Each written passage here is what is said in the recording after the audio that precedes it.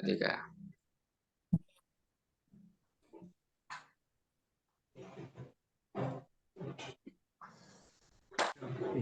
Baik, Assalamualaikum warahmatullahi wabarakatuh.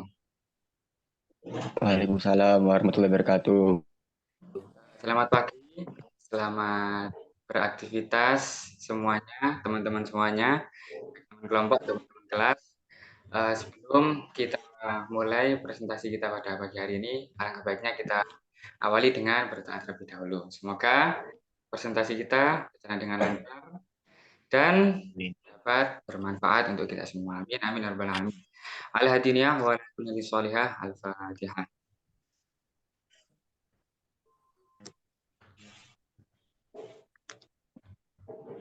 Amin, ya rabbal alamin. Baik, saya izin membuka presentasi kita pada pagi hari ini, ya. Sebelumnya, yang saya hormati Bapak dosen pengampu, Bapak Indra Mustafa, dan tak lupa yang saya hormati dan kami banggakan, teman-teman kelas semuanya, teman-teman kelas penilaian hasil pembelajaran, yang insya Allah berbahagia. Baik, langsung saja untuk mempersingkat waktu. Perkenalkan, kami dari kelompok 2 yang beranggotakan Abdul Halim, Mas Abdul Halim, Mas Ahmad Adam Abdullah, Mas Ahmad Barir Maulana Nazmi, dan saya sendiri, Ahmad Fotoni, selaku sebagai moderator juga. Dan kelompok 2 di sini akan mempresentasikan materi tentang penilaian sumatif. Bentar, kalau share seluruhnya.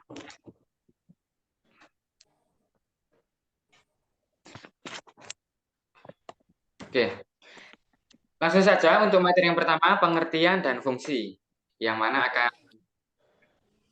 diterangkan oleh saya sendiri. Oke, jadi sumatif. Pengertiannya, penilaian sumatif yaitu penilaian yang dilakukan untuk memastikan ketercapaian keseluruhan tujuan pembelajaran. Nah, penilaian ini dilakukan pada akhir proses pembelajaran atau dapat juga dilakukan sekaligus untuk 2 atau lebih tujuan pembelajaran. Nah, sesuai dengan pertimbangan pendidikan dan kebijakan satuan pendidikan, berbeda dengan penilaian formatif, penilaian sumatif menjadi bagian dari perhitungan penilaian di akhir semester, akhir tahun ajaran atau akhir jenjang. Jadi istilahnya pengertian penilaian sumatif di sini seperti contoh halnya kita melaksanakan UTS ataupun UAS yang dilaksanakan di penghujung semester atau di akhir tahun ajaran. Yang bertujuan untuk mengetahui seberapa sih pengetahuan atau tingkat keberhasilan peserta didik tersebut.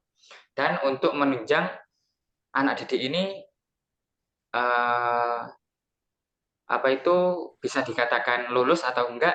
Nah, ini itu jadi dari penilaian sumatif yang kita lakukan. Oke, langsung selanjutnya. Penilaian sumatif pada jenjang pendidikan dasar dan menengah bertujuan untuk menilai pencapaian tujuan pembelajaran atau capaian pembelajaran peserta didik sebagai dasar penentuan kenaikan kelas dan atau kelulusan dari satuan pendidikan.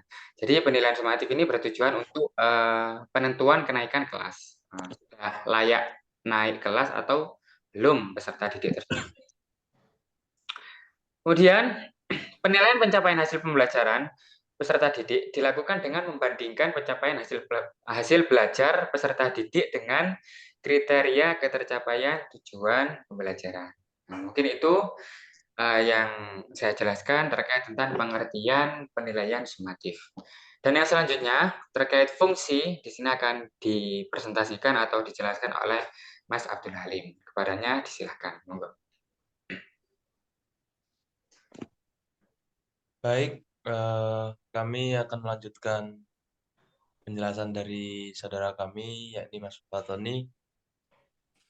Yaitu sementara itu pada pendidikan anak usia dini, penilaian sumatif digunakan untuk mengetahui capaian perkembangan peserta didik dan bukan sebagai hasil evaluasi untuk penentuan kenaikan kelas atau kelulusan. Penilaian sumatif berbentuk laporan hasil belajar yang berisikan laporan pencapaian pembelajaran dan dapat ditambahkan dengan informasi pertumbuhan dan perkembangan anak. Adapun penilaian sumatif dapat berfungsi untuk yang pertama, alat ukur untuk mengetahui pencapaian hasil belajar peserta didik dalam satu atau lebih tujuan pembelajaran di periode tertentu. Yang kedua, mendapatkan nilai capaian hasil belajar untuk dibandingkan dengan kriteria capaian yang telah ditetapkan. Dan yang ketiga, menentukan kelanjutan proses belajar siswa di kelas atau jenjang berikutnya.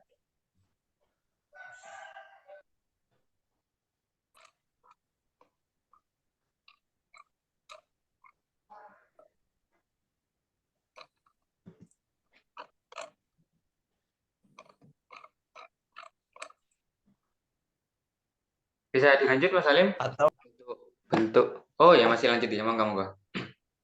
lebih tujuan pembelajaran pada akhir semester dan pada akhir phase. Khusus asesmen pada akhir semester. Asesmen ini bersifat pilihan. Jika pendidik merasa masih memerlukan konfirmasi atau informasi tambahan untuk mengukur pencapaian hasil belajar peserta didik, maka dapat melakukan penilaian pada akhir semester. Jadi berkelanjutan gitu ya. Sebaliknya, jika pendidikan merasa bahwa data hasil asesmen yang diperoleh selama satu semester telah mencukupi, maka tidak perlu melakukan penilaian pada akhir semester. Hal yang perlu ditekankan untuk penilaian sumatif adalah pendidikan dapat menggunakan teknik dan instrumen yang beragam, tidak hanya berupa tes, namun dapat menggunakan observasi dan performa atau praktik menghasilkan produk, melakukan proyek, dan membuat portofolio. Baik, selanjutnya yang akan disampaikan oleh Mas Barir. Persilakan. Kok aku? Mas Adam kayaknya, Mas. Oh iya, Oke. silakan Mas Bram. Maaf.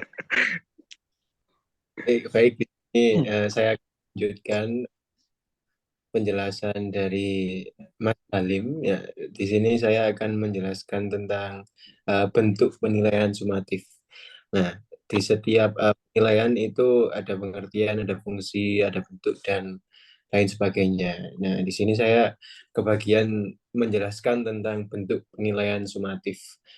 Penilaian sumatif ini sendiri bisa dilakukan dengan tes tulis maupun non tulis ya.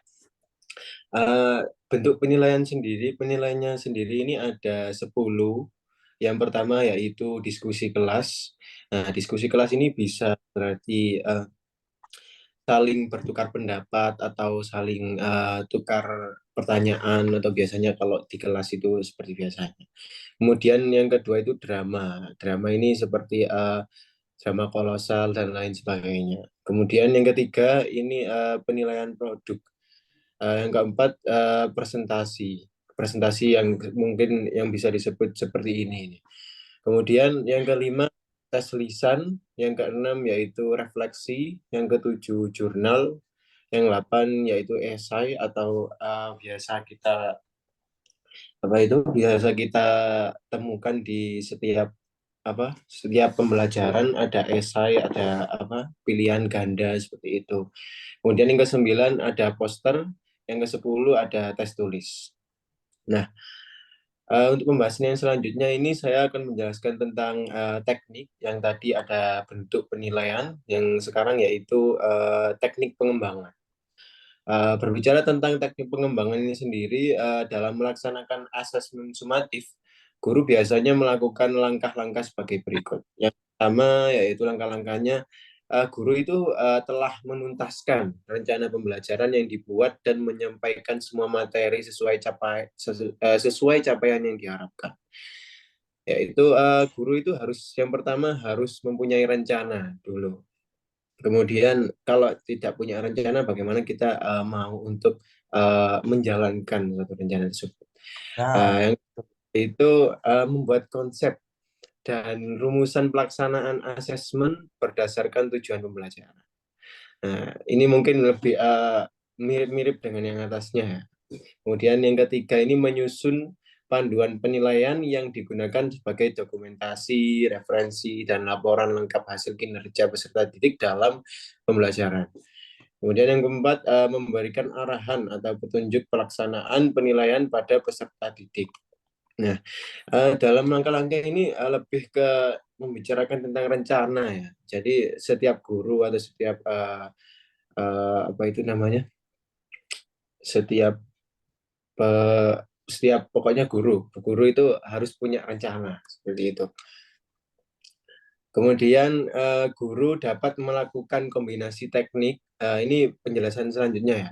Guru dapat melakukan kombinasi teknik penilaian agar pelaksanaan asesmen sumatif lebih variatif dan mendapatkan hasil dari berbagai ranah kemampuan peserta didik. Nah, contohnya itu untuk mengetahui kemampuan siswa yang berpikir kritis itu dalam pelajaran bahasa Indonesia. Kita ambil contoh dari mata pelajaran bahasa Indonesia. Guru itu bisa mengetes kemampuannya itu lewat contohnya wawancara. Nah, seperti itu. Peserta didik dapat diminta mencari jawaban atas narasi atau persoalan yang disajikan guru. Nah, selanjutnya dengan menggali informasi dari sumbernya langsung, peserta didik mencari pemecahan masalahnya yang kemudian dipresentasikan atau ditunjukkan dalam hasil produk pada teman sekelas. Nah, untuk selanjutnya itu contoh teknik dari pengembangan ini sendiri. Yang pertama itu ada observasi. Seperti biasanya, observasi ini adalah penilaian peserta didik yang dilakukan secara berkesinambungan melalui pengamatan perilaku yang diamati secara berkala. Observasi dapat difokuskan untuk semua peserta didik atau per individu. Observasi dapat dilakukan dalam tugas atau aktivitas rutin harian. Yang kedua yaitu ada kinerja. Kinerja ini sendiri adalah penilaian yang menuntut peserta didik untuk mendemonstrasikan dan mengaplikasikan pengetahuannya ke dalam berbagai macam konteks sesuai dengan kriteria yang diinginkan. Asesmen kinerja dapat berupa praktik, menghasilkan produk, melakukan proyek, atau membuat portofolio. Nah, kemudian yang ketiga ada proyek. Proyek ini kegiatan penilaian terhadap suatu tugas meliputi kegiatan perancangan, pelaksanaan, dan pelaporan yang harus diselesaikan dalam periode atau waktu tertentu. Kemudian yang terakhir ada tes tertulis.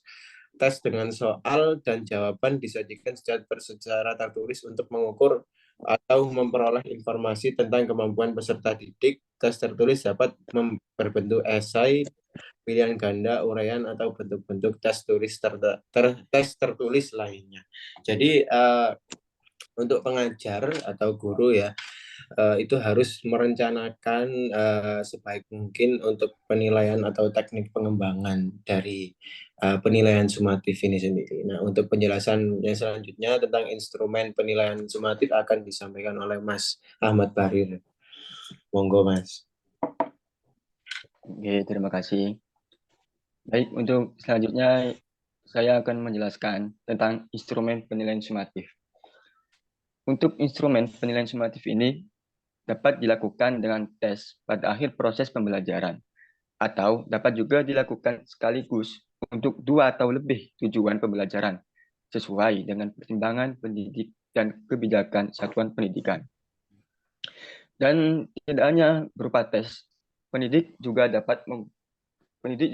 bisa menggunakan teknik dan instrumen yang beragam, namun dapat menggunakan observasi atau kinerja dan performa yang seperti praktek, menghasilkan produk, melakukan proyek, dan membuat portofolio. Jadi pendidik itu tidak hanya melulu dengan hanya tes saja ya. Pendidik juga bisa menggunakan observasi dan kinerja atau performa yang dalam bentuk praktek, menghasilkan produk, melakukan proyek, dan membuat portofolio. Dan apabila pendidik menggunakan modul ajar yang disediakan, maka tidak perlu membuat perencanaan asesmen tersebut. Dan untuk contoh instrumen penilaian sumatif yaitu yang pertama, yaitu rubrik. Nah, rubrik ini berisikan tentang pedoman yang dibuat untuk menilai dan mengevaluasi kualitas capaian kinerja peserta didik, sehingga pendidik dapat menyediakan bantuan yang diperlukan untuk meningkatkan kinerja. Rubrik juga dapat digunakan oleh pendidik untuk memusatkan perhatian pada kompetensi yang harus dikuasai. Capaian kinerja dituangkan dalam bentuk kriteria atau dimensi yang akan dinilai dan dibuat secara bertingkat dari kurang sampai terbaik. Dan untuk yang kedua yaitu checklist. Checklist ini berisikan tentang daftar informasi, data, ciri-ciri, karakteristik, atau elemen yang dituju. Dan yang nomor 3 yaitu catatan anekdotal. Nah, catatan anekdotal ini berisi tentang catatan singkat hasil observasi yang difokuskan pada performa dan perilaku yang menonjol, disertai latar belakang kejadian dan hasil analisis atau observasi yang dilakukan. Dan yang terakhir, grafik perkembangan atau continue. Dan ini berisikan tentang grafik atau infografik peserta didik yang menggambarkan tahapan perkembangan belajar. Baik, mungkin itu saja ya yang dapat kami sampaikan. Saya kembalikan kepada Mas Moderator. Oke, baik. Alhamdulillah. Sudah selesai ya. Sudah selesai presentasi dari kami. Mungkin untuk selanjutnya, untuk sesi diskusi bisa dilanjutkan di kelas untuk pertemuan selanjutnya. Ya. Soalnya nggak bisa ya untuk tanya jawab. Cuman 4 orang. Oke, baik. Alhamdulillah sudah selesai presentasi dari kami dan mungkin jika ada salah kata ataupun perbuatan dari kelompok kami,